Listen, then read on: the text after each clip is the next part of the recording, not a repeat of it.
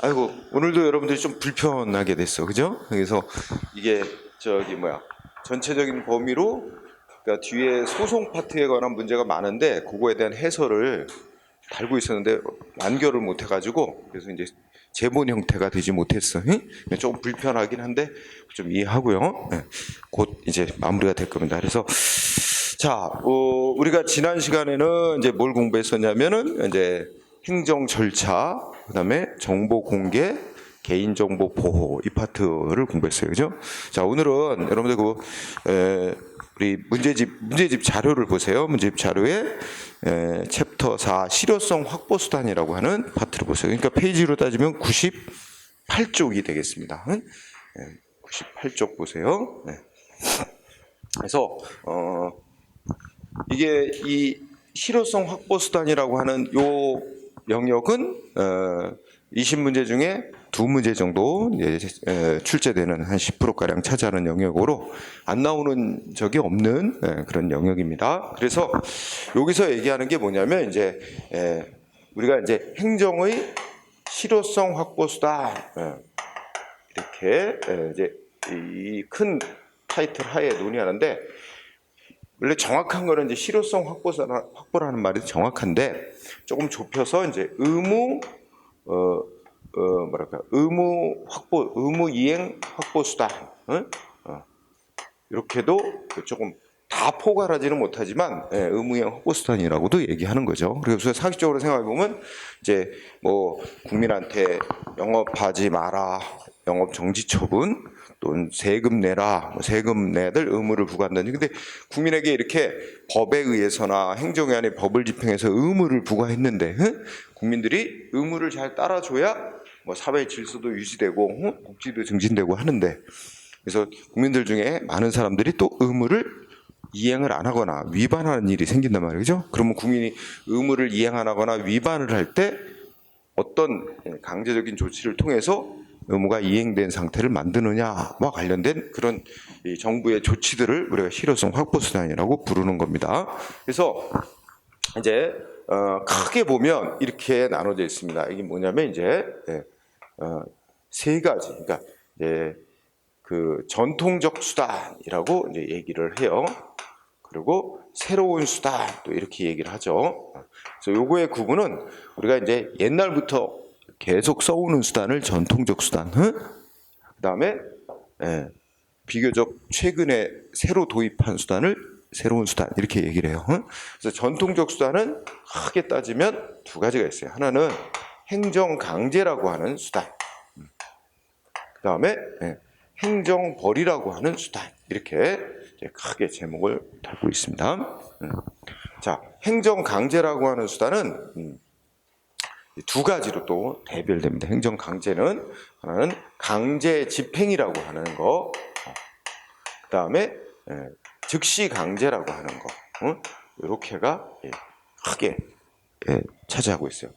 자, 그러면 여러분들 여기에 시간적 초점을 가져요. 행정 강제라고 하는 건 시간적으로 장래 행정상 필요한 상태를 만들어내는 데 목적이 있어요. 그러니까 포인트는 장래에 있어요. 장래. 자, 국민이 현재 의무를 이행 안 하고 있다. 앞으로 장래 의무 이행된 상태를 만들어내는 데 목적이 있는 거예요. 그래서 이건 시간적 초점이 장래에 있어요. 근데 이 행정벌이라고 하는 건 이미 과거의 의무를 위반해버린 상태, 이미 과거의 의무를 위반한 자에 대해서 처벌하는 거야. 벌을 주는 거예요. 그 벌을 1차적이고 직접적인 목적은 과거 의무 위반에 대한 벌을 주는 거고, 벌 받기 싫으면 의무를 이행하라고 간접적으로 압박하는 기능도 하죠. 자, 어쨌든 시간적 초점은 과거 위반에 대한 제재에 있습니다. 장래 필요한 상태 실현하는 거고, 이거는 과거에 이미 위반한 거에 대한 제재를 하는 게 벌입니다. 이렇게 시간적 초점이 차이가 있다는 걸 알고요. 그 다음에 자, 여기서 또 강제 집행 나오죠. 이거하고 이거의 또 차이가 있는데, 자, 강제 집행이라고 하는 건 지금 국민한테 뭐 영업을 하지 마라, 세금을 내라, 불법 건물 철거해라, 이런 것처럼 사전에 먼저 의무를 부과해요. 의무 부과해놨어. 그래서 의무를 부과하고 기다려주는 거지. 국민이 이제 언제까지 의무를 이행해라 하고 시간을 주고 기다려보는 거죠. 근데 국민이 기간이 지나도록 의무를 이행 안 한다. 응? 그러면 그걸 우리가 이제 의무 부과했는데 의무를 불이행한다. 의무 불이행이 있을 때 하는 겁니다. 이게 전제가 되는 거예요. 응? 그러니까 강제 집행이라고 하는 조치는 사전에 국민한테 의무를 부과하고 기다려봤다가 이행 안 하는 게 확인될 때 행정기관이 강제로 이제 의무가 이행된 상태를 만들어내는 조치를 이제 강제 집행. 이게 전제가 되는 거죠. 응? 그래서 이게 또 네 종류로 수단이 네 가지가 있어. 응? 그래서 네 가지가 있는데 이 강제 집행에 이 강제 집행이라고 부르는 포함되는 조치로 첫째 대집행이라고 하는 게 있습니다. 응? 대집행. 그래서 요거는 대자라는 단어를 잘 유의하면 되지. 이건 대신한다는 거죠. 상대방 국민이 의무를 이행 안 하고 있어서 행정기관이 대신해. 예를 들면 대신할 수 있는 성질의 의무를 해야 되겠죠. 그래서 뭐 대표적인 게 이제 건물 철거해라 했는데 철거를 안 하면 행정기관이 철거 의무 이행된 것과 똑같은 상태를 만들어내죠. 강제 철거해서. 이렇게 이런 조치를 대자로 붙여서 대집행이라고 합니다. 응? 대집행. 응. 근데 요 대가 가리키는 말은 뭐야? 대신할 수 있는 의무. 그러니까 국민한테 부과된 의무가 의무자 본인만이 할 수 있는 게 아니라 안 하면 뭐 행정기관이 대신해도 똑같이 의무 이행된 것과 마찬가지 상태를 만들어낼 수 있는. 그러니까 이런 걸 우리가 뭐라 그러면 대체성이 있는 의무라 그러죠. 대신 가능한 의무. 응? 대체성이 있는 의무를 이행 안 할 때 쓰는 게 대집행입니다. 그럼 반대로 얘기하면 어떻게 돼? 누가 대신할 수 없는 성질의 의무는 대집행이라는 방법을 쓸 수가 없는 거지. 그렇죠? 다른 방법을 써야지. 응? 자, 그 다음에 또 이제 이거의 가장 대표적인 예는 뭐 철거해라 하는데 안 하면 강제 철거하는 거. 그 다음에 또 하나는 의무 이행해라 했는데 의무 이행 안 하고 있어. 그래가지고 너 계속 의무 이행 안 하면 어떻게 한다? 너 돈 부과할 거야. 응? 돈을 부과해. 의무 이행 안 하는 자에게 돈을 부과해서 압박을 하는 그런 방법이 있어요. 그래서 의무 이행 안 한다? 돈 얼마 내? 응? 또 근데 그럼 돈 내면 의무 이행 안 해도 되는 거냐? 그건 아니에요. 이 돈을 부과하는 목적은 좋아, 의무 이행 안 해도 돼. 대신에 돈 내는 걸로 이제 쌤쌤 하자. 이게 아니야. 의무를 이행하게끔 만들기 위해서 압박용으로 돈을 부과하는 거라. 자, 1년에 한 두세 차례 부과합니다. 법이 정한 바에 따라.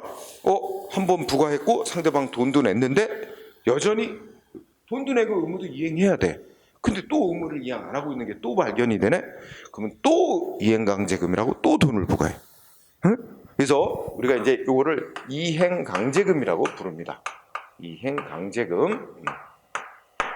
요 수단은 가만히 글자를 보면 의무를 이행하게끔 만들기 위해서 돈을 강제로 부과하는 조치입니다. 응? 그래서 이거 벌하고는 다른 거죠. 여러분 여기 말하는 벌은 너 의무 위반했지? 좋다. 그 대신에 돈 내. 벌금 내. 벌금 내고 그냥 끝나는 거예요. 의무 더 이상 이행 안 해도 상관없어요. 그게 벌이야. 근데 이거는 목적이 어디에 있는 거야? 장래 의무 이행하게끔 만들기 위해서 돈을 써가지고 압박하는 수단이에요. 응? 그래서 이거는 계속 부과할 수 있어요. 의무 이행할 때까지. 응? 그게 이제 특징인 거고. 그 다음에 대집행의 그 다음에 직접 강제. 직접 강제라고 하는 조치가 있습니다. 자, 직접 강제를 글자 그대로 이렇게 이름을 불면 행정기관이 직접 실현시키는 거예요. 응? 가장 대표적인 게 어떤 불법 영업소가 있어. 그러면 영업소 폐쇄 명령을 내렸어. 영업소 폐쇄시키라고. 응? 근데 폐쇄 명령이 안 따라. 그러면 어떻게 돼? 행정기관에 가서 직접 영업소를 폐쇄시키는 겁니다. 응? 잠궈버리는 거지. 응? 자물통으로 잠그고 막 여기는 폐쇄된 업소다 하고 게시판 부착하고 뭐 이렇죠.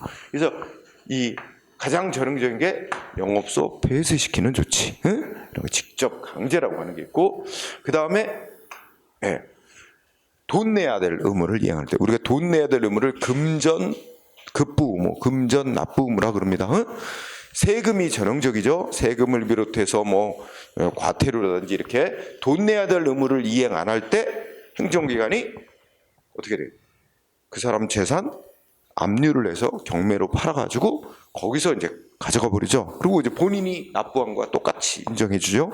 그런 조치, 이거를 강제징수 이렇게 부르죠. 그래서 이건 돈 내야 될 의무를 이행 안 할 때 쓰는 겁니다.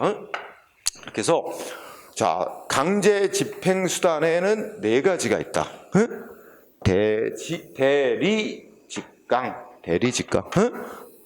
이렇게 알아두세요. 근데 요것들은 다 뭘 전제로 하는 거지? 이거 사전에 국민한테 의무를 부여해 놓고 기다려 봤다가 이행 안 하면 쓰는 수단들이야.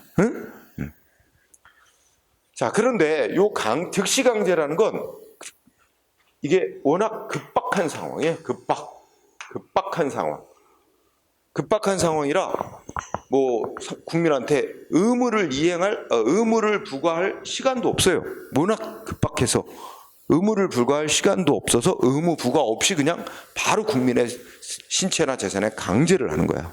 아니면 의무를 시간이 조금은 있다 치다 의무를 부과한다 쳐도 이거 뭐 의무를 부과해서는 이 목적 달성이 곤란한 상황이야. 그래서 이거는 급박한 상황에서 의무 부과 없습니다. 의무 부과가 없으니까 어떻게 돼? 의무 불이행이라는 것도 없어요. 그래서 의무 부과 없이 말 그대로 즉시 국민의 생명, 신체, 재산에 즉시 강제력을 행사하는 거. 이게 바로 즉시 강제입니다. 즉시 강제라는 조치예요. 여기서 중요한 부분은 이거 의무 부과가 없다는 겁니다. 이게 없어요. 여기는 의무 부과가 있어요. 이게 중요한 차이예요. 따라서 자, 이 둘을 비교할 때 급박한 상황이 아닌 게 보통 평상시겠죠? 그러니까 원래 행정기관은 급박한 상황일 때 한해서만 예외적으로 사전에 의무 부과 없이 그냥 바로 국민에게 강제력을 쓰는 거고, 평상시 급박하지 않을 때는 원칙이 사전에 의무를 부과해서 국민한테 이행 기회를 주고 이행 안 하는 게 확인되면 그때 이제 강제 들어가는 강제 집행을 하는 게 원칙이에요. 그렇지 않겠어요? 네.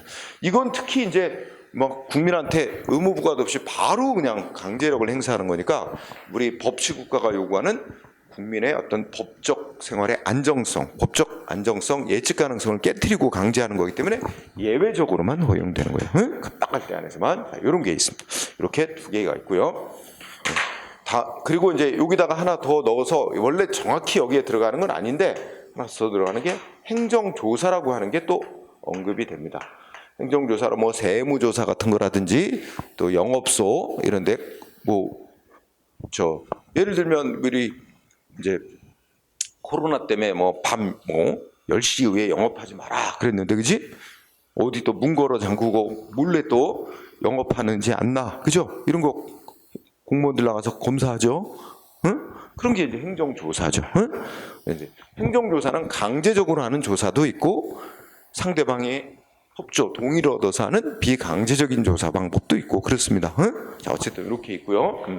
요거는 이제 행정조사 기본법이라는 법에 따라 공부하는 거. 자, 행정벌이라고 하는 건 과거의 의무, 그러니까 행정벌도 이미 국민한테 의무가 부과된 거죠. 의무 위반에 대해서. 이거는 과거의 의무 위반에 대해서 제재하는 겁니다. 의무 위반에 대해서 벌을 주는 거예요, 제재. 자, 그런데 벌을 주는 건데 어떤 벌을 주느냐? 그 주는 벌에 따라서 두 가지로 나눠. 뭐와 뭐로 나누죠? 우리가 이제 이렇게 부르죠. 행정형벌, 행정질서벌, 이렇게 두 가지로 부릅니다. 구분을 해요. 자, 여기서 중요한 단어는 형벌이죠. 여러분들 우리가 형벌이라고 하는 거는 우리나라 형법에서 정하고 있는 벌의 종류를 형벌이라고 합니다. 이 형벌을 부과받으면 소위 우리가 전과자가 되는 거예요. 형벌. 그리고 형벌은 행정기관이 부과하는 게 아니에요. 형벌은 형사소송 절차라고는 재판을 통해서 법원이 부과하게 돼 있는 거예요. 응? 네. 그래서 우리가 이제 형벌이 우리나라 9가지가 있죠. 사형부터 해서 뭐 가장 흔하게 뭐 벌금, 징역형, 뭐 자격 상실형, 자격 정지형, 몰수형, 뭐 구류형 등등 있어요. 근데 제일 많이 쓰는 건 우리가 이제 징역하고 벌금형입니다. 그래서 우리가 행정상 국민에게 부여된 의무를 위반하면 이제 법에다가 이 위반 정도가 좀 중요한 거, 사회 질서 유지하고 하는데 중요한 의무를 위반했다. 그러면 이제 국회가 거기에는 벌금이나 징역형을 부과하도록 해놓습니다.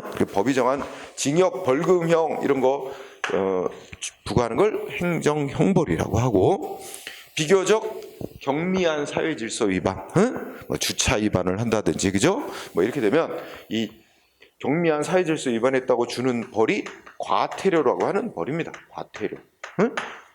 과태료는 형벌이 아니에요.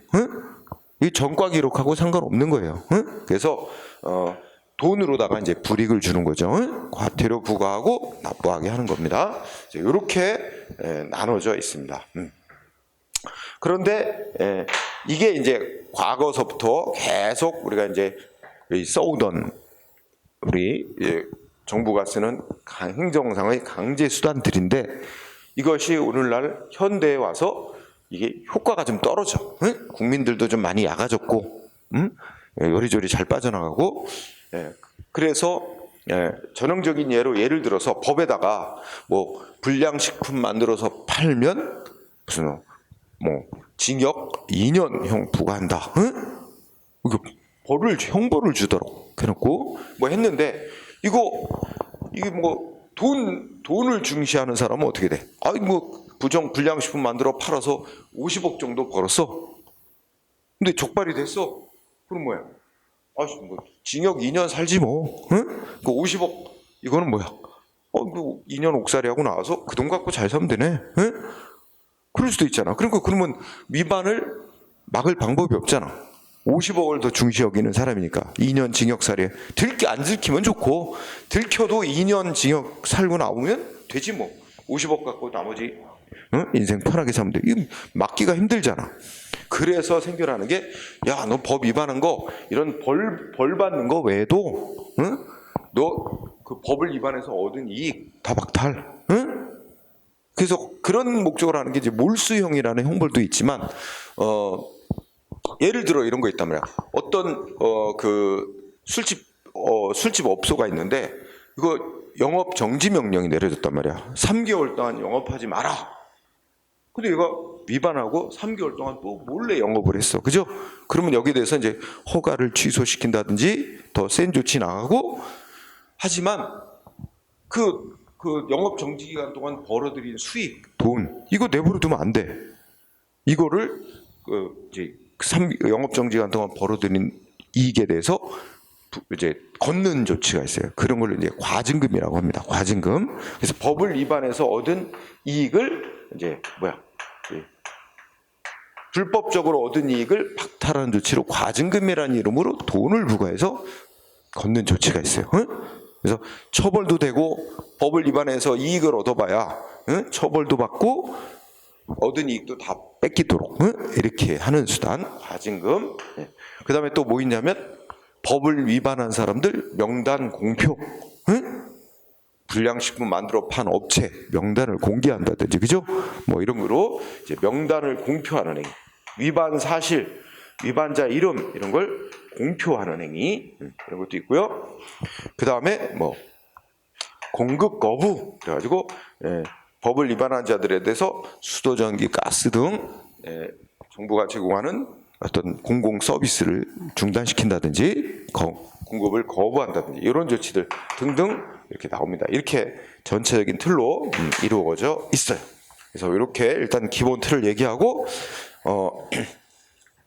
문제가 골고루 나옵니다. 골고루 나와서 바로 여러분들 1번 문제부터 보죠. 1번에 이제 쉬운 문제 봅시다. 자, 1번은 자, 질문 자체가 뭐예요? 행정 대집행에 대해서 묻고 있죠. 지금 98쪽 보세요. 98쪽. 98쪽에 1번 행정 대집행에 대해서 묻고 있죠. 우리가 주목할 단어는 대집행. 여기 있어요. 대집행. 자, 대집행은 상대방 국민이 의무를 이행 안 하면 행정기관이 대신 하는 거예요. 그러면 아까 말했지. 어떤 의무를 해야 행정기관이 대신할 수 있어요? 대신할 수 있는 성질의 의무를 해야지. 예를 들어서 대신할 수 없는 의무, 신체 검사 받을 의무를 이행 안 한다. 예방 접종 맞아야 될 의무를 이행 안 한다. 이걸 어떻게 대신합니까? 대신할 수 없는 의무는 다른 방법을 쓸 수밖에 없지 대집행이라는 방법은 못 쓰는 거잖아. 그렇다면 자, 1번 어때요? 1번의 키워드가 부작위 의무입니다. 그죠? 부작위 의무라는 말은 우리가 한자 말로 부작위라는 건 하지 않는 걸 말하는 거죠. 그러니까 부작위 의무라는 건 뭐뭐 하지 마라 하는 의무를 부작위 의무라고 부릅니다. 뭐뭐 하지 말아야 될 의무, 이거 하지 말아야 될 의무를 어떻게 대신합니까? 그렇죠. 그러니까 키워드 부작위 의무는 대신할 수 없는 의무. 근데 그거는 다른 방법을 써야지. 부작위 의무는, 그러니까 논리가 부작위 의무는 대신할 수 없는 의무다. 이건 대체성이 없다. 그러니까 비대체적 의무다. 이렇게 말합니다. 그러면 이거는 대집행이라는 수단을 쓸 수 없는 의무입니다. 따라서 1번이 틀린 이유. 부작위 의무가 아니라 대신할 수 있는 의무를 우리가 이걸 정확히 말하면 대체적 자기 의무. 그러니까 자기 의무는 뭔가를 해야 되는 의무고 거기다 앞에 수식어로 대체적, 이건 대신 가능한, 그러니까 대체성이 있는 의무를 이행 안 하고 있을 때 쓸 수 있는 수단이 대집행입니다. 그래서 되게 쉬운 지문이에요. 그죠? 1번이 틀렸죠. 그 다음에 지문 2번은 대집행 주체라고 이렇게 이제 시작이 되죠. 이거는 이제 대집행을 할 수 있는 행정기관 누구냐? 애시당초 의무를 부과한 행정청이 대집행할 수 있는 기관이다, 이 뜻입니다. 그래서 이번 문제 없고 3번은 자, 3번 지문의 뜻은 뭐예요? 상대방 국민에게 부과된 대신할 수 있는 의무, 법에 의해서 직접 부과된 의무일 수도 있고 행정기관이 법을 집행해서 부과한 의무일 수도 있고, 어쨌든 의무가 부과되는 형태는 상관하지 않는다는 거예요. 그죠? 즉 대신할 수 있는 성격의 의무가 부과되는데 이행 안 할 때 쓰는 거예요. 3번 법이나 조례, 법령이나 조례에 의해서 직접 부과된 의무이든 법에 근거한 처분, 그러니까 행정기관이 법 집행을 통해서 부과한 의무든 상관없이 대신할 수 있는 의무를 이행 안 할 때 그걸 대상으로 하는 수단이다. 3번도 문제였고, 자 4번은 이제 우리가 끝에 보면 하자의 승계라는 단어가 보이죠? 우리가 이제 이미 앞에서 또 공부해왔지만 하자의 승계라는 부분은 시간적으로 지금 문제풀이 과정에서 다 설명할 수는 없죠. 그러니까 우리가 이제 철거 명령, 이거는 철거 명령은 하고, 그 다음에 철거 명령 안 따르면 우리가 이제 대집행하겠다고 우리가 이제 말하면 독촉하는 의미예요. 너 언제까지 철거하라 그러는데 왜 철거 안 하냐? 너 다시 한번 날짜 정해준다. 그때까지 철거 안 하면 법에 따라 강제 철거 들어가겠다고 문서로 알리는 행위가 계고라고 부르는 조치입니다. 대집행하겠다고 계고, 독촉하는 의미죠. 근데 계고장을 받고도 상대방이 의무를 이행 안 한다? 그러면 이제 영장 통지라고, 영장 통보라고도 부르는데 몇 월 며칠 날 강제 철거 들어간다라고 문서로 또 통보하는 게 통지예요. 그리고 통지한 날짜에 가서 강제로 철거하는 행위를 해요. 그게 실행이고, 그 다음에 다 철거가 끝난 다음에 원래 이 불법 건물 철거는 불법 건물 소유자가 자기의 비용으로 철거를 했어야 되는 건데 안 하고 있어. 그런데 그게 공익에 큰 지장이 있어서 일단 먼저 행정기관이 비용 들여서 강제 철거를 하고 그 철거에 들어간 비용을 다시 원래의 의무자한테 납부하라고 부과합니다. 그게 바로 이제 비용 납부하라고 비용 부과 및 징수를 합니다. 이렇게 들어가는데 여기까지 요 행위가 여기서부터 이렇게 4단계 행위. 우리가 이제 앞글자 따서 개통실비 보통 그러고 이제 암기하죠. 이 4단계의 절차가 우리가 이제 대집행이라고 하는 절차예요. 응?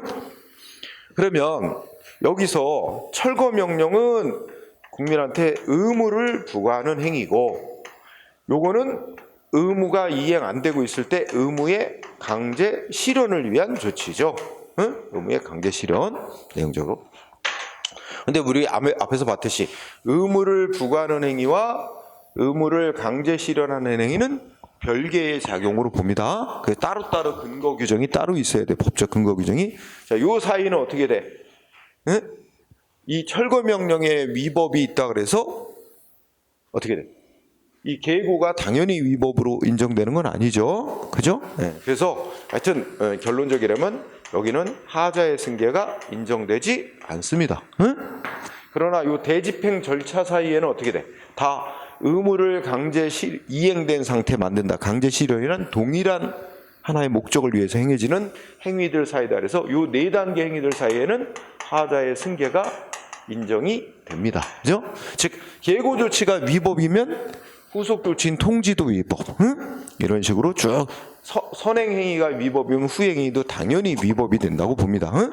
그러나 여기는 철거 명령이 위법이라고 당연히 이게 위법되는 건 아니에요. 이 사이는. 자, 어쨌든 이건 좀 긴 설명이 필요한 거라 지금 여기서 얘기할 수는 없는 거고.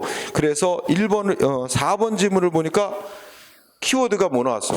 하자의 승계가 인정이 되느냐 안 되느냐를 묻죠? 근데 무슨 행위와 무슨 행위 사이야? 여기죠. 계고하는 행위와, 그죠? 그 다음 뭐야? 대집행 영장에 한 통지, 요 통지 사이, 그지? 계고와 통지 사이니까 대집행 절차상의 행위입니다. 대집행 절차상의 행위 간에는 계고가 위법이면 통지도 위법이라고 주장할 수 있게 되는 거죠. 하자의 승계가 인정됩니다. 그래서 하자의 승계 허용이라고 나왔죠? 그러니까 키워드는 계고와 통지 사이. 하자의 승계 인정. 응? 맞고. 5번 지문은 자, 거기에 보면 자, 앞에 중요한 단어가 뭐야? 토지나 가옥의 인도 의무. 그지? 이거 밑줄이야. 토지나 가옥의 인도 의무. 더 줄이면 토지 인도 의무. 그 땅 넘겨라 이거지. 그죠? 네, 토지 인도 의무는 대신할 수 없는 의무래. 토지 인도 의무. 응? 토지 인도 의무 대신할 수 없는 의무. 응? 대신할 수 없는 의무면 대집행할 수 있는 거예요, 없는 거예요? 할 수 없죠. 바로 그래서 꼭 외워야 돼. 토지나 가옥의 인도 의무는 대신할 수 없는 성질의 의무. 우리가 한자말로 비대체적인 의무. 그러면 어떻게 돼? 뭐 해야 돼? 대집행 대상에 해당하지 않는다. 이렇게 맞는 게 맞죠? 이건 다른 방법을 써야 돼. 의무 불이행하에 대해서. 대집행이란 방법은 못 쓰는 거죠. 그래서 옳게 됐고, 정답은 1번. 매우 쉽게 출제가 된 겁니다. 1번 지문이었어요. 그러면 또 그 밑에 2번 문제로 가보죠. 2번 문제는 이제 강제 집행에 대해서 물어봤는데, 자, 1번.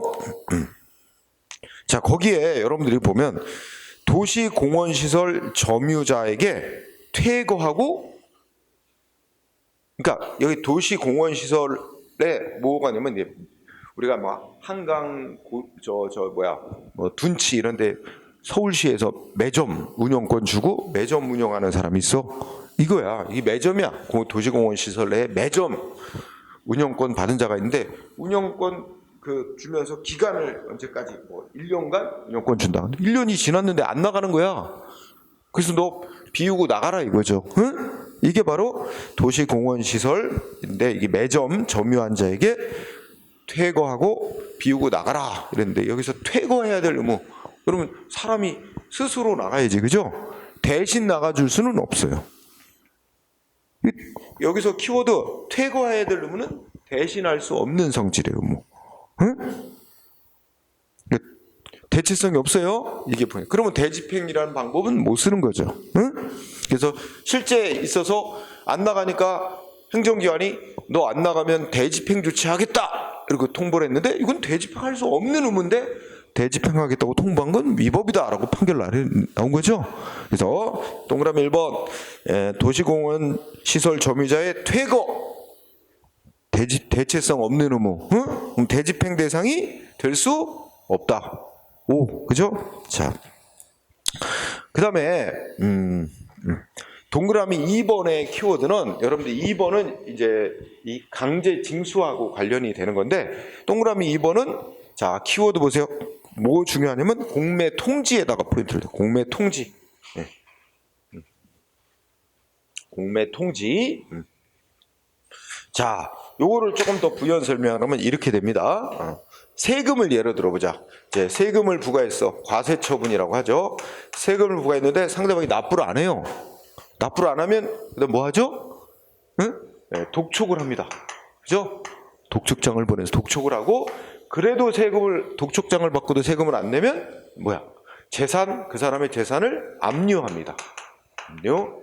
그다음에 압류하고 좀 기다렸다가 그다음 무슨 조치 들어가? 응? 그죠? 이제 매각을 합니다. 그 사람의 재산, 압류한 재산을 매각을 하는데 가장 매각하는 방법의 원칙적인 방법은 경매로 파는 거예요. 그래서 공공기관이 경매하는 걸 공매라고 하고요. 이거는 강제로 그 사람의 재산을 강제로 팔아넘겨서 재산권 갖는 자의 권리 변동을 가져오기 때문에 공권력 행사인 처분이에요. 그래서 매각을 하고 그 다음에 어떻게 돼? 이제 청산을 하고 매각한 돈 중에서 거둘 세금 걷고 남는 건 돌려주고 이런 과정인 거죠. 요렇게 여기서부터 여기까지를 뭐라고 불러? 요거를 강제 징수 절차라고 부릅니다. 응? 강제 징수 절차예요. 강제 징수 절차 이루어져 있죠. 그리고 또 쓰는 용어가 요 강제 징수 절차 중에 독촉하고 요 뒤에 압류, 매각, 청산 이렇게 세 단. 요 압류서부터 매각, 청산까지를 우리가 또 체납처분이라는 체납처분 절차라고 그렇게도 부릅니다. 일단 포인트는 이건 아닌데 지금 동그라미 2번에서 말하는 공매 통지가 포인트라고 그랬죠. 공매 통지라는 건 요 사이에서 하는 거예요. 요 사이. 즉 상대방 재산 압류를 해놓고 실제 경매로 팔기 전에 이제 행정위원회 결정하는 거지. 응? 하지만 얘 재산 압류하고 좀 기다려봤는데 계속 안 낸다. 그러면 이 압류한 이 사람 재산 경매로 팔아야 되겠다 하고 결정을 내리고 상대방한테 이렇게 결정 내렸다고 통보를 해주는 거예요. 그러면 상대방 진짜 경매 들어가네? 안 되겠다. 세금 경매 들어간 걸 원치 않으면 자기 재산 강제로 팔리는 걸 원치 않으면 뭐 돈 구에다가 세금을 납부하도록 또 한 번 기회를 주려는 거야. 그래서 당신 압류한 재산 경매하기로 결정 났다 하고 또 통보해 주는 게 공매 통지라고 하는 거예요. 그래서 이게 요 사이에 하는 게 공매 통지예요. 그러면 이 공매 통지는 뭐 상대방의 권리나 의무에 영향을 미치는 조치일까? 아니에요. 압류한 재산 경매하기로 결정 났습니다 하고 정보를 알려주는 거. 그래서 상대방이 하려면 해라. 아니면 경매되는 거 원치 않는데 그러면 돈을 구해다 내야 되겠다. 뭐 이런 생각을 하게 만드는 거지. 상대방의 무슨 권리 의무에 의무를 부여하는 것도 아니고 권리를 박탈하는 것도 아니고 그냥 정보 제공해 주는 것밖에 없어요. 그래서 이거는 상대방의 권리 의무에 아무런 영향을 주는 게 아니기 때문에 이거는 처분이 아니에요. 즉 행정기관의 공권력 행사에 의해서 국민의 권리 의무에 영향을 주는 조치가 아니라서 처분이 아니에요. 행정소송 대상이 안 되는 거죠. 그러니까 그 다음에 공매 통지와 관련해서 그런데 또 하나는 우리가 공부할 거 이 법에 보면 상대방 국민의 재산을 압류한 뒤에 실제 강제로 파는 공매라는 조치를 하기 위해서는 반드시 공매 통지를 그 재산 소유자에게 하도록 돼 있어요. 공매 통지라는 절차를 반드시 거치어서 하도록 돼 있어요. 그러니까 이거는 뭐라고 해야 되면 뒤에 행해지는 공매 처분, 공매가 적법하게 공매가 되기 위한 공매의 절차적 요건이에요. 이 말 이해하겠어요? 네? 절차 요건. 그러니까 후속 조치인 상대방 압류한 재산을 경매로 팔려면 그 전에 반드시 상대방에게 당신 재산 경매하기로 결정 내렸습니다 하고 통보라는 절차를 반드시 거치게 돼 있어요. 따라서 이건 공매라는 조치가 적법하게 행해지기 위해서 꼭 거쳐야 될 절차적 요건이야. 따라서 이 공매 통지를 안 하고 공매 조치를 들어가거나 공매 통지를 법대로 제대로 안 거치고 공매 조치를 들어갔다면 공매 조치는 위법이 됩니다. 절차를 안 지키고 한 게 돼서 다만 위법 정도는 무효까지는 아니고 취소 사유로 봅니다. 절차를 안 거치고 한 조치가 돼서 취소 사유로 보죠. 이제 이런 게 관련이 있습니다.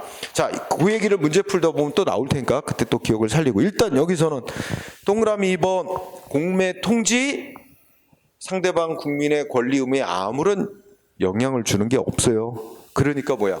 행정소송 대상이 될 성질의 것이 아니에요. 즉 처분이 아니에요.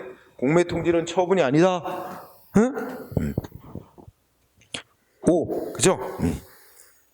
그 다음에 3번은 문장이 긴데 핵심 단어는 셋째 줄에 2차, 3차 계고 처분. 그죠? 요게 키워드죠?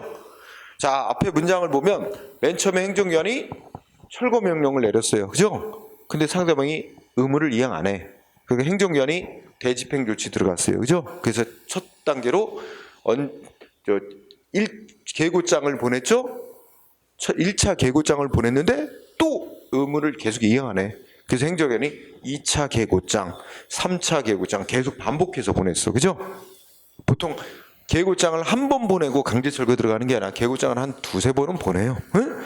그랬을 때 우리 대법원은 1차 계고장 보낸 거 1차 계고 조치만 이제 다시 한번 의무를 상대방한테 부여하고 이행 안 하면 강제 철거 들어갈 수 있다는 걸 알리는 행위로서 1차 계고만 행정소송 대상이 되는 처분이고 2차, 3차 그 후에 반복된 계고 조치는 단지 뭐야?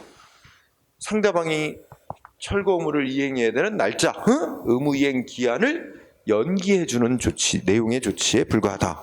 새로운 의무를 부과하는 건 없고 날짜만 연기해주는 것에 불과하다. 그래서 상대방한테 새로운 의무를 발생시키는 건 아니기 때문에 처분이 아니라고 합니다. 그래서 자, 셋째 줄 밑줄 2차, 3차 계고 처분, 다른 말로 하면 반복된 계고 처분은 틀렸죠. 이거 새로운 철거 의무를 부과하는 거라 그랬어요? 새로운 철거 의무 부과하는 게 아니고 뭐라고? 단지 날짜만 연기해 주는 거다. 응? 상대방한테 새로운 의무를 다시 부과하는 건 아니다. 날짜만 연기해 줄 뿐이라서 우리가 처분이라고 하려면 그러니까 오늘 처음 하시는 분도 있으니까 처분이라고 하는 거는 공권력 행사에 의한 법집행, 공권력 행사, 그래서 국민의 권리 의무에 직접 영향을 주는 조치를 처분이라고 하고 그래야 그것이 소송 대상이 됩니다. 응? 그러면 이거는 상대방에게 새로운 의무를 부과하는 조치가 아니기 때문에 처분이 아니다. 행정소송 대상이 안 되는 거죠. 그래서 3번이 잘못된 거죠. 그 다음에 4번 지문은 이제 세금 안 낼 때 강제 징수 해가지고 뭐까지 들어갔어? 재산 압류해서 압류한 재산까지 팔았어요.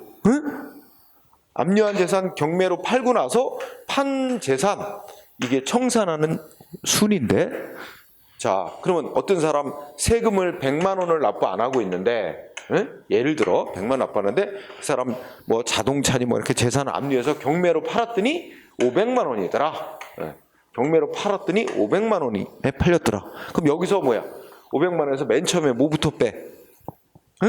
뭐부터 뺀대? 자 체납처분비부터 뺍니다. 체납처분비가 그 재산 압류하고 경매하는 데 들어간 비용 있죠? 압류 및 경매에 들어간 비용을 체납처분비라고 불러요. 그래서 그게 압류하고 경매하는 데 들어간 비용이 30만 원이다. 그러면 그거 먼저 빼는 거죠. 그 다음에 그거 빼고 그 다음에 뭐 원래 받을 세금 100만 원 빼고 그죠? 그 다음에 뭐야? 이거 연체이자 있잖아. 그게 연체이자가 가산금입니다. 연체이자를 뺍니다. 그 연체이자가 뭐 한 10만 원이다. 그러면 이만큼 빼. 이렇게 이 순서로 빼는 거죠. 그래서 거기에 첫째 끝에 이 순서 체납처분비, 국세, 가산세 이렇게 가산금이라고도 합니다. 이렇게 가산세 이 순서로 빼게 되죠. 이 순서가 어그러지면 안 돼요. 체납처분비, 원래 받을 세금, 그 다음에 가산세 이 순서로 뺀단 말이에요. 자, 이렇게 해서 정답은 3번이었어요. 응? 자, 우리가 이제 이 지금 문제 시작 초반이니까 뭐 이렇게 새로운 질문들이 나왔지만 몇 번을 하면 이제 쭉 문제를 풀면 맨날 똑같은 게 계속 반복적으로 나오니까 자동적으로 익히게 됩니다. 응? 자, 오른쪽에 이번에 3번 문제 보세요. 아까 나왔던 대집행 또 나왔죠? 자, 3번 대집행에 관한 설명이다. 옳은 거, 틀린 거로 했죠? 대집행은 어떤 의무를 이행 안 할 때 쓰는 거야? 대신할 수 있는 의무를 이행 안 할 때. 그럼 1번에 무슨 단어야? 대체적, 응? 대체적 자기의무. 대신할 뭔가를 해야 되는 의무인데 대신 가능한 의무. 대체적 의무 이행 안 할 때 쓰는 거니까 맞는 거죠? 응? 그 다음에 2번은 2번 웃기네요. 대집행에 소요된 비용은 행정청이 부담할까요? 아니죠. 이거는 네. 네? 아, 지금 이거는 99쪽이요. 99쪽에 3번 하고 있습니다. 네, 99쪽에 3번. 3번 문제 2번 대집행에 들어간 비용은 여러분 우리가 수정하면 상대방이 자기 돈 들여서 의무 이행했어야 되는데 안 하고 있으니까 행정기관이 일단 먼저 돈 들여서 대신 집행을 하고 궁극 결과 최종적으로 이제 상대방한테 비용을 부과해서 징수하는 거니까 결국은 의무자가 부담하는 겁니다. 따라서 2번 잘못됐어요. 대집행에 소요된 비용은 행정청이 스스로 부담하는 게 아니라 의무자가 부담하게 돼 있습니다. 2번이 잘못됐죠. 3번은 너무 당연한 얘기. 예, 국민인 의무자는 행정기관이 대집행을 실행하는 것에 대해서 수인 의무, 인내하고 받아들여야 되는 의무가 있다. 감수해야 될 의무가 있는 거죠. 본인이 잘못했잖아. 자기가 의무를 이행 안 하고 있으니까 행정기관에 강제 조치 들어가면 감수해야지. 그 저항하면 또 공무집행 방해죄가 됩니다. 그래서 이제 당연한 얘기고. 4번 대집행 실행행위는 이제 예를 들어서 아까 뭐 강제 철거, 실제 철거하는 행위를 말하는 거지. 현장에 가서 행정기관에 강제 철거. 이 실행행위는 당연히 강제죠. 권력적이에요. 권력적인 행위고 이거는 새로운 의무를 부과하는 건 아니고 상대방한테 이미 철거하라고 의무를 부과한 거 그거를 사실상 실현시키는 조치죠. 그러니까 새로이 의무를 부과하는 건 아니고 사실상의 결과 상태, 의무가 이행된 결과 상태를 만들어내는 행위라서 권력적 사실행위라고 부릅니다. 자, 권력적 사실행위. 그리고 거기다 써내서 권력적 사실행위 맞는데 권력적 사실행위도 처분이에요. 처분. 권력적 사실행위도 처분에 해당합니다. 처분에 해당하면 뭐가 돼요? 행정소송 대상이 되는 거죠. 소송 대상이 될 수 있습니다. 자, 일단 뭘 알아도. 그 다음에 자, 5번 대집행의 주체는 아까도 나왔죠. 대집행을 하는 주체는 원래 의무를 부과했던 원래 행정청이 대집행 주체. 그죠? 그런데 실제 가서 때려 부수는 실행행위는 철거업체하고 계약 맺고 철거업체를 시켜서 할 수도 있습니다. 그래서 두 번 콤마 뒤에 실행하는 철거를 실행하는 행위는 행정청이 공무원들 시켜서 직접 철거할 수도 있고 철거업체 같은 제3자하고 계약 맺고 3자를 시켜서 철거행위 할 수도 있다는 뜻입니다. 그래서 문제 없죠? 정답은 2번이 답이 됐어요. 자, 그 다음에 이 대집행이 시험에 아주 단골로 많이 나오는 부분이에요. 자, 문제 4번을 보면 어떻죠? 4번은 대집행 물어보고 있어요. 대집행. 1번 이제 아까 나왔던 거 나왔죠? 또 계고하고 통지 또는 계고하고 대집행 비용 납부 명령사. 이거 대집행 절차상의 행위지. 이 대집행 절차상의 행위 간에는 하자. 앞에 행위의 위법이 뒤에 행위로 이어진다. 이거 하자 승계라 그러죠? 승계가 됩니다. 1번 맞고 2번. 근데 1번 X지? 인정 안 된다 그래서 인정된다라고 해야죠. 대집행 절차 4단계 기간에는 인정된다. 쉽게 답은 1번입니다. 쉬웠죠? 2번은 뭐야?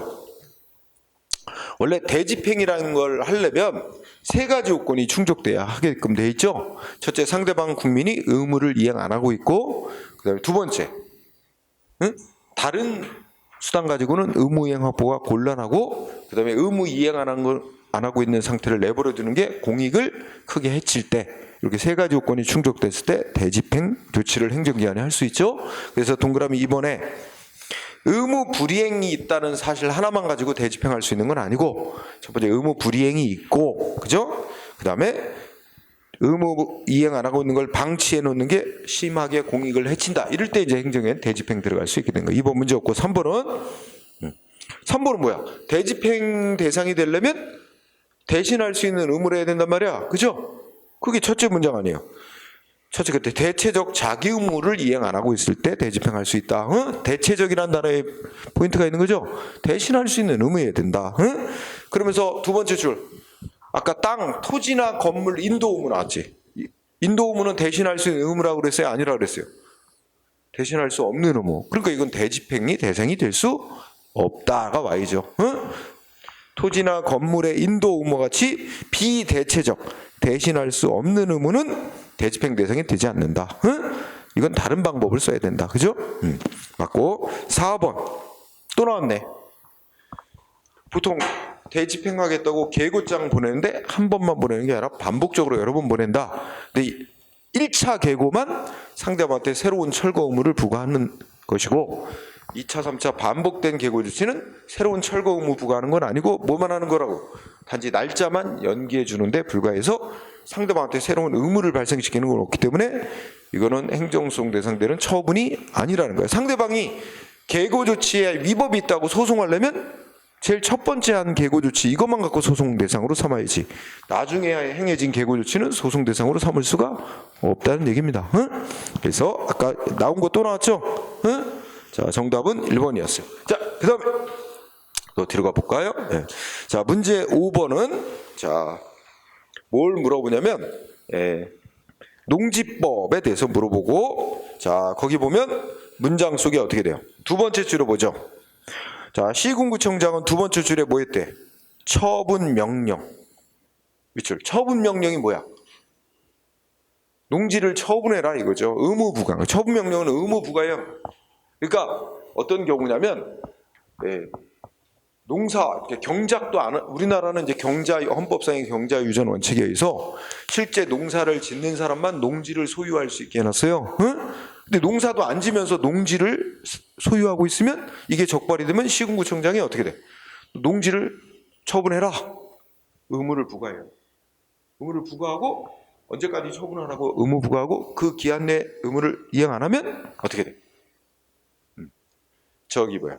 의무 이행할 때까지 돈을 부과할 수 있어요. 그게 법 규정이죠. 그래서 세 줄 끝에 기한 정해진 기한, 지정 기간까지 처분 명령 의무를 이행하지 않은 자에게 해당 농지 가격의 몇 분의 몇에 해당하는 이행 강제금을 부과한대. 자, 마지막 줄에 이행 강제금이라는 단어가 나왔어요. 이게 중요한 단어예요. 이행 강제. 이행 강제금 뭐야? 먼저 의무를 부여하고 의무 이행 안 한다. 그러면 이행하게끔 만들기 위해서 돈을 부과해서 압박하는 거죠. 이행할 때까지 계속 부과. 그래서 이행 강제금. 이게 아예 원래 이행 강제금이라는 단어가 키워드인데 이게 법에서는 이행 강제금이라는데 학자들은 옛날식 표현으로 이걸 집행벌이라고 불러온 적이 있어요. 집행벌. 그래서 좀 와닿지 않는 말인데 자, 키워드는 이행 강제금이고요. 이행 강제금을 학자들이 집행벌이란 이름으로도 부른다. 그거 알아본 거죠. 그래서 2번 집행벌이라고 하는 겁니다. 이행 강제금 이꼬로 집행벌. 이거 기억해둬야 돼요. 자, 그 다음에 문제 6번을 보면 어떻게 돼요? 실효성 확보단 전반에 물어봤나요? 틀린 거. 자, 1번 보면 자, 첫째 줄, 그러니까 1번을 보면 대집행 비용이 나오죠? 첫째 줄 끝에. 그러니까 대집행에 들어간 비용, 소요된 비용은 상대방한테 이제 납부하라고 부과하는데 상대방이 안 내면 강제 징수 방법을 쓸 수 있게 해놨어요. 법에서 행정기관 스스로가 아까 말한 대로 뭐야? 너 대집행 비용 납부해 하고 부과하고 납부 안 하면 재산 압류해서 경매로 팔고 행정기관 스스로가 압류해서 경매로 팔아서 대집행 비용을 징수할 수 있도록 스스로가 쉽게 할 수 있도록 법이 허용했단 말이에요. 그럼 그런 방법을 써야지 법원에다가 대집행 비용 받도록 해달라고 소송을 제기하는 건 안 된다는 겁니다. 그래서 자, 1번을 공부할 때 첫째 줄 국세징수법의 예에 의하여 대집행 비용을 징수할 수 있음. 이게 중요한 거예요. 법이 그렇게 놨다는 거죠. 그럼 뭐야? 행정기관에게 스스로 강제 징수해라. 이렇게 규정을 해놨다는 거예요. 그죠? 그러면 행정기관은 그러한 강제 징수 방법만 써야지. 응? 두 번째 줄 민사소송 뭐 이런 거 해가지고 법원에다가 민사소송을 제기해서 비용 받게 해달라고 이 소송으로 청구하는 건 안 된대. 응? 그래서 1번 X입니다. 응? 그러니까 이 우리가 아까 공부한 행정 강제 방법을 쓰도록 되어 있다면 행정기관이 스스로 복잡한 재판 절차 안 거치고 행정기관 스스로가 쉽게 실현하도록 권한을 준 거 아니야? 그럼 그 방법을 쓸 일이지. 왜 복잡한 재판 절차를 거치냐 이거죠. 응? 그래서 1번 청구할 수 없다. 민사소송으로 청구할 수 없다. 소송으로는 스스로 강제 징수해야 한다. 응? 1번 X고요. 자, 2번도 자주 나옵니다. 원래 이행강제금, 키워드 이행강제금은 옛날에는 주로 대신할 수 없는 의무에 대해서 써왔지만 대신할 수 있는 의무에 대해서도 이행강제금을 부과할 수 있다는 게 헌법재판소 결정이에요. 자, 또 나올 테니까 이제 이행강제금은 대체적 자기 의무, 그러니까 대신할 수 있는 의무. 우리가 대신할 수 있는 의무를 이행 안 하면 보통 대집행을 많이 쓰지. 근데 대집행을 할 수도 있지만 상대방한테 돈으로 압박하기 위해서 이행강제금을 부과할 수도 있다는 겁니다. 그래서 2번 맞고, 그 다음에 3번은 우리 대법원 판례인데 첫째 끝에 보면 대집행 계고서 나오죠. 아까 대집행하겠다고 문서로 이제 상대방한테 통보를 해야 되는데 거기에는 상대방이 이행 안 하고 있는 의무가 뭐라서 행정기관이 강제로 대집행할 부분과 범위가 이제 명시가 돼야 되는 게 원칙인데 다만 대집행 계고서에만 이렇게 딱 명확하게 특정돼야 되는 건 아니고 상대방한테 대집행 계고장 보내기 전에 또는 그 후에 상대방한테 뭐 보낸 문서를 딱 보면 거기에 어느 부분이 철거할 부분인지가 명확하게 특정돼 있으면 계고장에는 조금 불분명하게 돼 있어도 문제 없다는 취지입니다.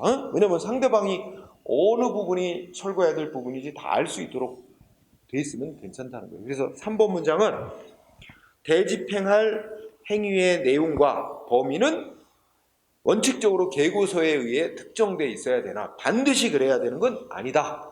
대집행 계고장 보내기 전이나 후에 상대방한테 보낸 문서에 특정돼 있으면 그거로 족하다 하는 게 대법원 판결이에요. 그죠?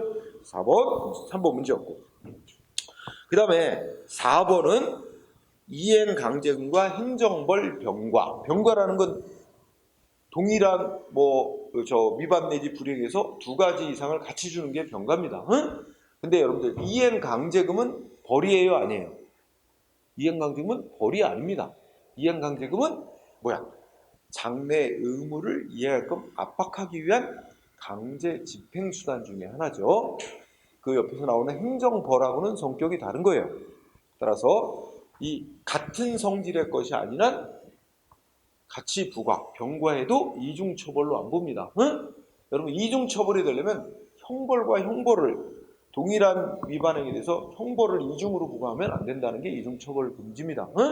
따라서 이행강제금은 형벌이 아닙니다. 그러니까 이행강제금과 행정벌은 병과에도 이중처벌 아닌 거로 본다는 뜻이죠. 그럼 뭐야? 병과에도 문제 없다는 겁니다. 2가지를 같이 부과해도. 네. 자, 그래서 5 맞는 내용이 됐습니다. 정답 1번이었고요.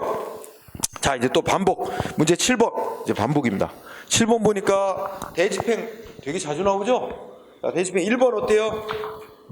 뭐 물어보고 있어요? 2차, 3차 반복적인 계고한 거 처분이냐 아니냐 묻죠? 아니다. 근데 처분의 성질을 갖는다 그랬죠? X죠? 응?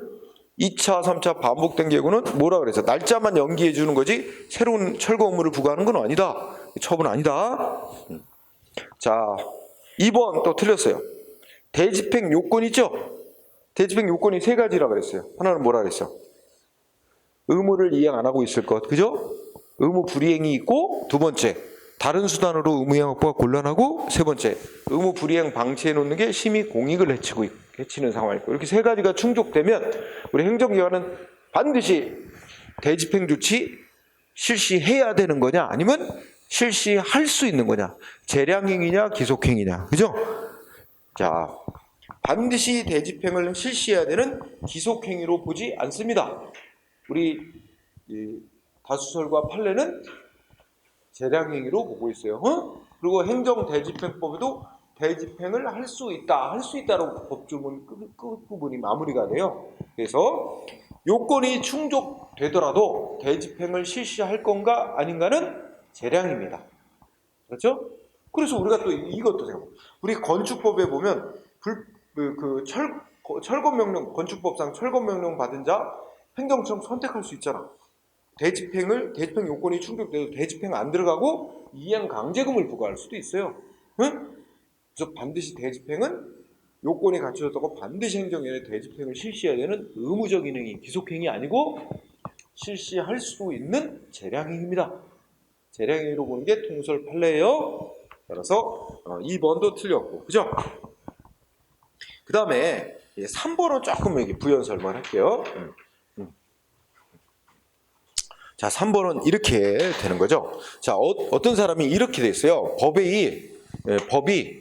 법이 뭐라고 정해놨냐면, 허가 없이 시설을 설치하면 안 된다.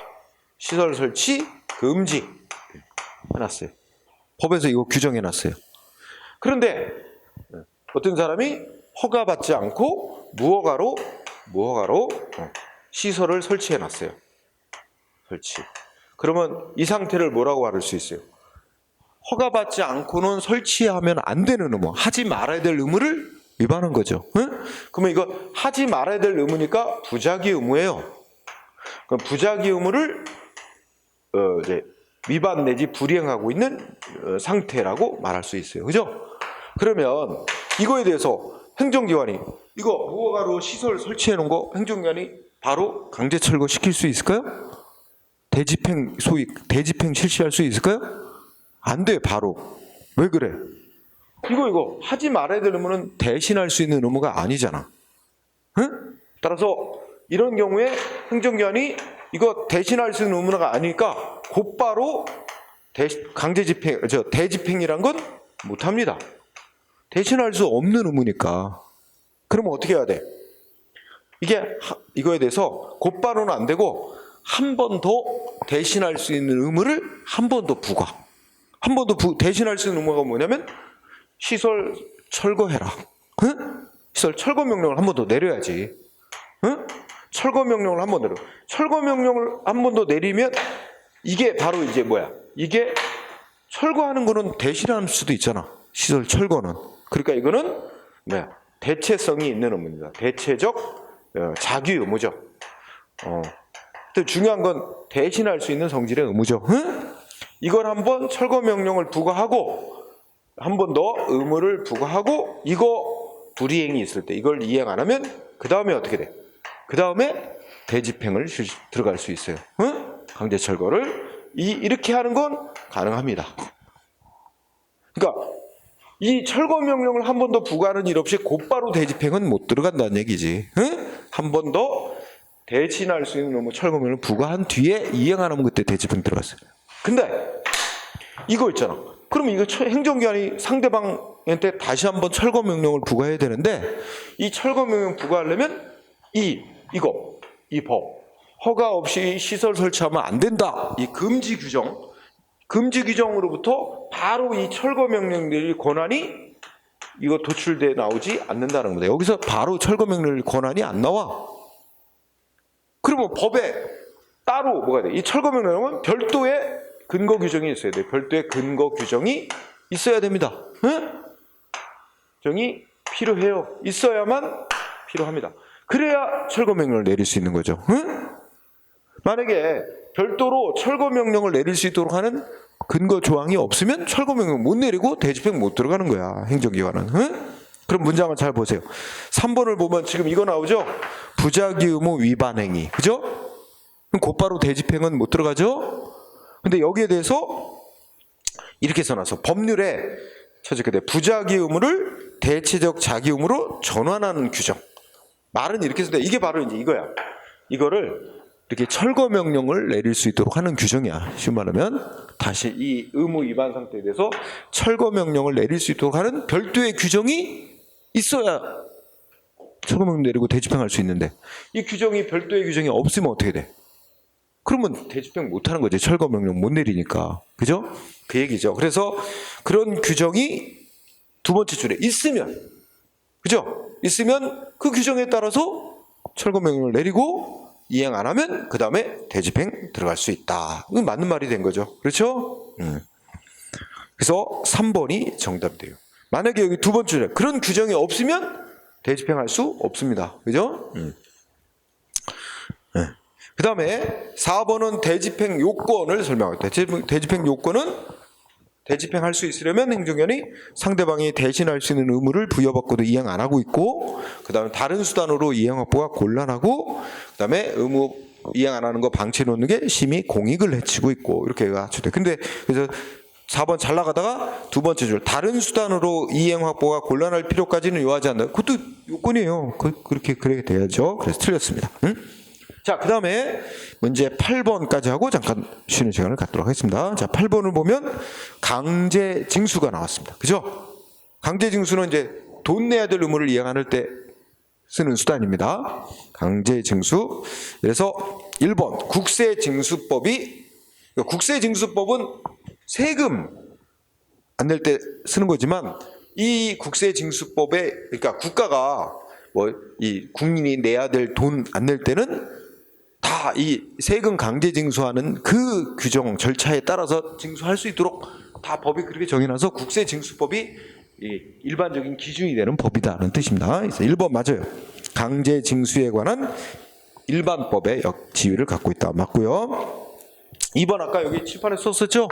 강제 징수 절차는 크게 세부적으로 쪼개면 뭐라 그랬어? 크게 따지면 독촉과 체납 처분이라는 두 개의 절차. 근데 체납 처분이라고 부르는 건 압류와 매각과 청산이라는 요 세 단계 절차를 묶어서 체납 처분이라고 부른다 그랬죠? 그래서 2번 맞고, 그 다음에 3번은 압류하는 조치의 성격. 여러분, 세금 안 내는 사람 국민 재산 압류하는 건 강제야 아니야? 강제지. 권력적인 행위지. 그리고 이건 뭐야? 새로운 의무를 부과하는 건 아니고 상대방한테 그러니까 이거였어? 이거는 상대방한테 의무를 부여하는 성격을 갖고 있어요. 압류는 강제로 상대방의 재산을 압류하면 압류한 재산 누구한테 팔지도 못하게 하고, 법적으로 처분도 못하게 하고, 갖다 버리지도 못하게 하고, 부수지도 못하게 하고, 그대로 강제로 보존해야 될 의무를 부과하는 거예요.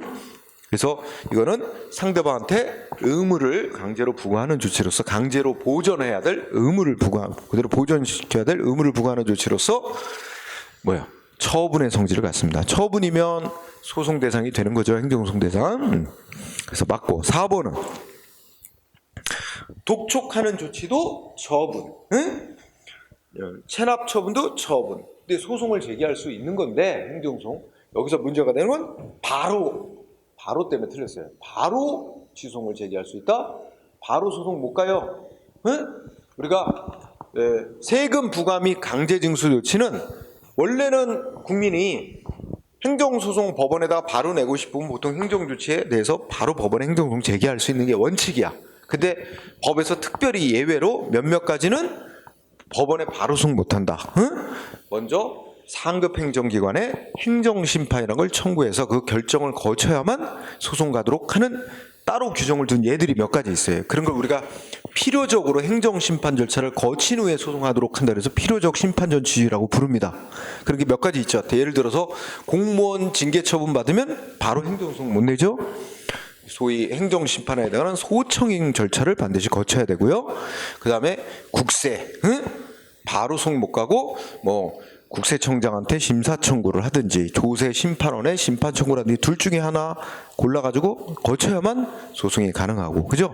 그 다음에 도로교통법상의 운전면허 취소 정지 처분 받아도 바로 소송 못 가게 돼 있어요. 즉 중앙행정심판위원회 행정심판 절차를 반드시 먼저 거치게 돼 있습니다. 그런 예외가 몇 개 있어요. 그러니까 이거는 지금 국가의 세금 강제징수 조치에 대해서는 곧바로 소송 제기할 수 없어요. 먼저 행정심판 절차를 거쳐야 됩니다. 필요적 심판조치주의 규정에 해당됩니다. 그래서 바로 제기할 수 있다. 그래서 X입니다. 바로 소송 제기할 수 없는데 4번이 답이 됐습니다. 다음 페이지 가니까 대집행이 나와서 쭉 대집행 많이 했기 때문에 너무 쉬울 것 같아서 요까지 하고 진짜 쉬겠습니다. 대집행 틀린 거 오르래. 1번 나왔어요. 1번 철거 의무. 철거는 대신할 수 있어요, 없어요? 철거는 대신할 수 있지. 철거 행위는 이거 대신할 수 있는 의무니까 이거는 맞는데 그 옆에 토지의 명도는 인도라고 생각해. 에? 토지 인도는 이건 대신할 수 없는 의무잖아. 그러니까 반은 맞고 반은 틀렸어요. 토지 명도 때문에 X예요. 철거는 맞는 건데, 응? 철거는 대집행 대상이 되는 대신할 수 있는 의무인데 토지의 명도 있고 명도는 인도라고 생각해도 되나? 토지 인도해야 될 의무는 대신할 수 없는 의무. 그러니까 이건 대집행 못 쓰는 거예요. 그것 때문에 1번 X예요. 답 나왔고요. 2번은 요거지. 여기 부작위 의무 또는 다른 말로 이거 금지라고 합니다. 금지해 놓은 거. 응? 뭐 하지 마라 한 이 금지 규정을 정한 법 규정으로부터 철거명령, 시정명령 내릴 수 있는 권한이 바로 나온다 그랬어요? 안 나온다 그랬어요? 안 나온다 그랬죠?